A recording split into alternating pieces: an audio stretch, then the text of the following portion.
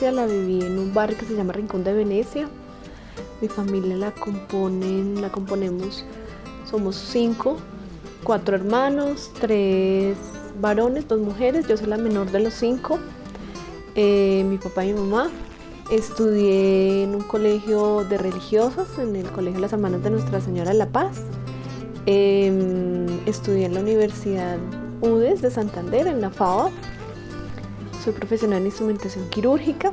En instrumentación quirúrgica hacemos 6 meses de prácticas hospitalarias, como de rotación extramural se llama, y lo hice en Garagoa, en Boyacá. Yo regreso de Garagoa un noviembre del año 98. Sustento mi tesis en el diciembre. En enero del 99 ingreso a trabajar en una empresa que se llama Proclin como vendedora. Empiezo a vender unos equipos acá en Colombia, Midas Rex. Eso fue en enero del 99. En abril de ese mismo año ya me graduó como tal en la universidad y me voy a Dallas, Texas, a hacer un curso de entrenamiento en los equipos de Midas.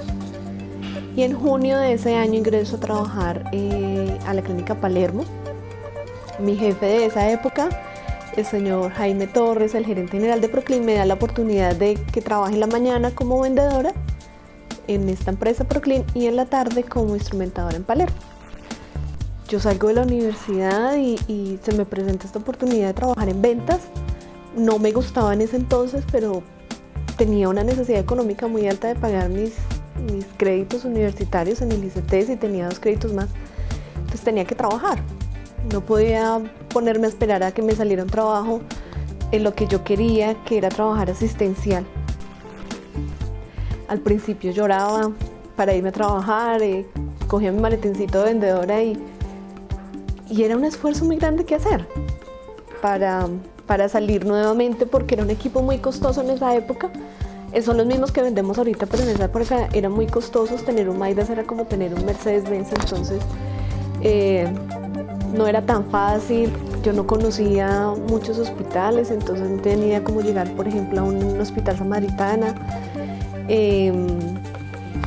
aguantar aguaceros, mojarme, caminar mucho tiempo porque a veces no tenía plata para coger un bus o algo. En el 2000, el gerente para América Latina de Midas me propone que trabaje con él y con Midas haciendo unos entrenamientos en todos los países de América Latina.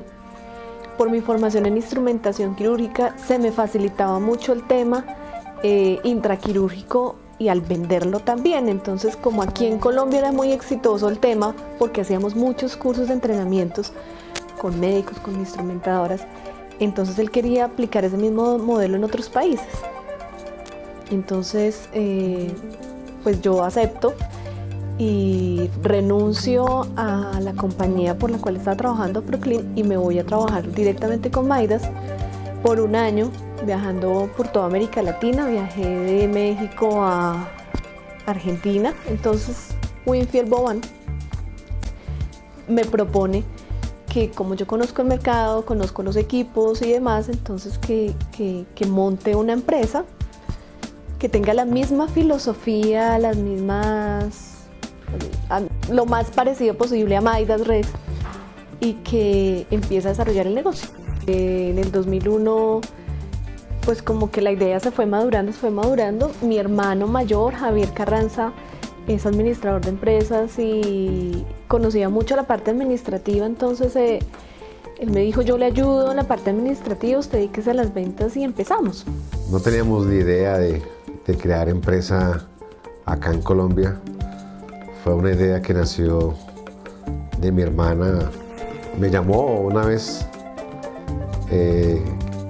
por teléfono. Yo vivía en Bucaramanga. A través de mi vida de trabajo, empíricamente pues tenía mis bases y mis conocimientos de administración, básicamente en contabilidad. La empresa se registró en la Cámara de Comercio el 11 de septiembre. Iniciamos sin un peso de capital de trabajo. Ese año salió un negocio para la San Pedro Claver.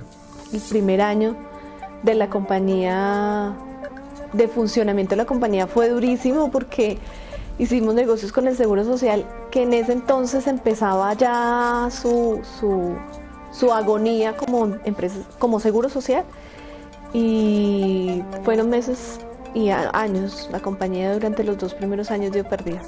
Empezamos a funcionar en mi casa, en el Rincón de Venecia, donde te conté que pasé la mayor parte de mi vida. Empezamos a funcionar ahí con muchos esfuerzos. Maidas confió muchísimo en nosotros, creyó en nosotros, entonces nos daba crédito. Yo era la todera, yo vendía, era la instrumentadora, la que cobraba, la mensajera, la secretaria. Seguí viajando, igual seguía viajando por América Latina. Fue un año muy complicado, el primer año fue muy complicado. Las ventas no se veía la penetración de mercado.